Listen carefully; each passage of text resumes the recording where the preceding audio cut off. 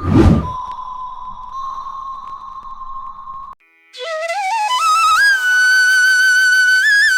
হে কালু, শুনেছি তোমার নাকি অনেক নাম ডাক এই গ্রামে, তাও আবার ডাকাত হিসেবে।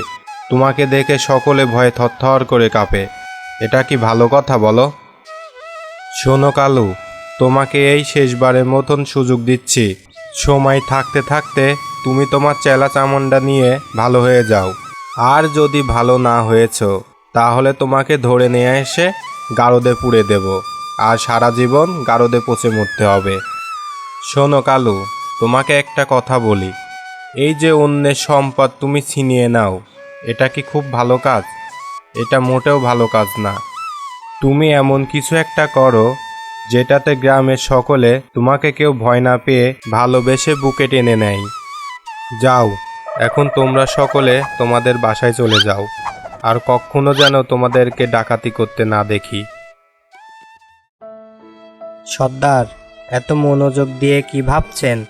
ভাবছি জমিদার মশাই ঠিকই বলেছেন।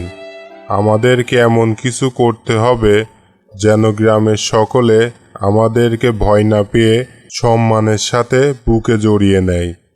এই দুনিয়ায় টাকা পয়সা ধন দৌলতের থেকে সম্মানটাই সব থেকে উপরে। ঠিক বলেছেন সর্দার, আমাদের টাকা পয়সা চাই না, আমরা সম্মানের সঙ্গে বাঁচতে চাই। কাল ভোরবেলা আমরা সকলে মিলে পাশের রাজ্যে বাণিজ্যের উদ্দেশ্যে রওনা দেব।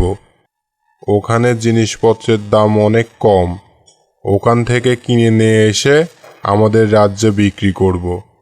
এখন সকলে যা, ঘুমিয়ে পড়।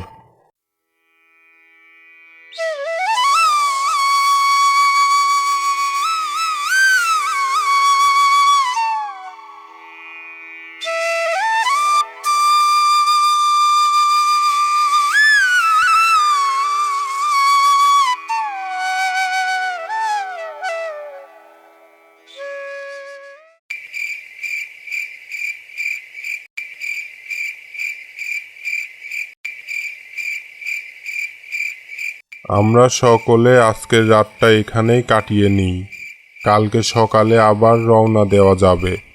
তোরা ওই দিকটা গিয়ে ঘুমা, আমি এখানে টাকার বাক্সর কাছে ঘুমিয়ে পড়ি।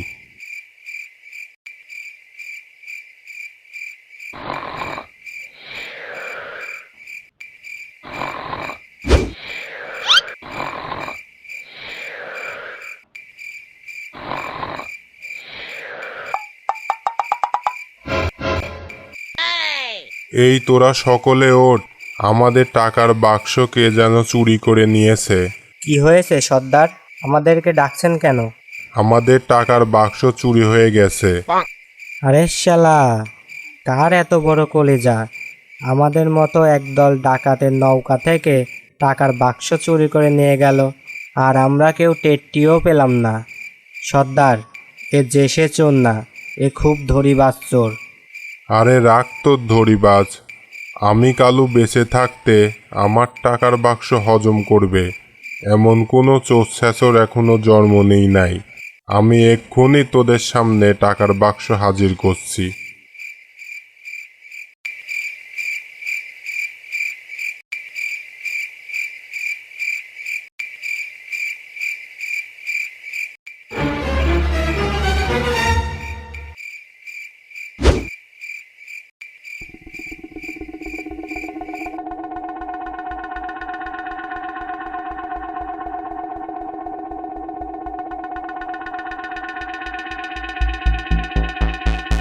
কানাই, আমার সঙ্গে এদিকে আয়।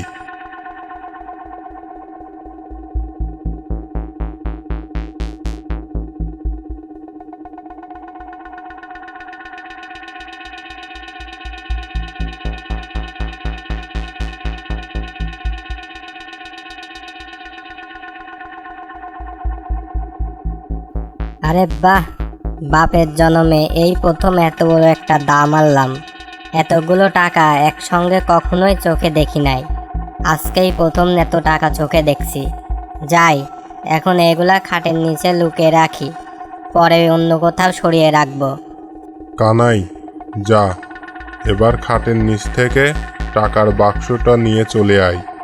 আর শোন, শুধু টাকার বাক্সটাই নিয়ে আসবি, অন্য কোনো কিছুতে যেন হাত না দেওয়া হয়, বুঝলি? যা এবার।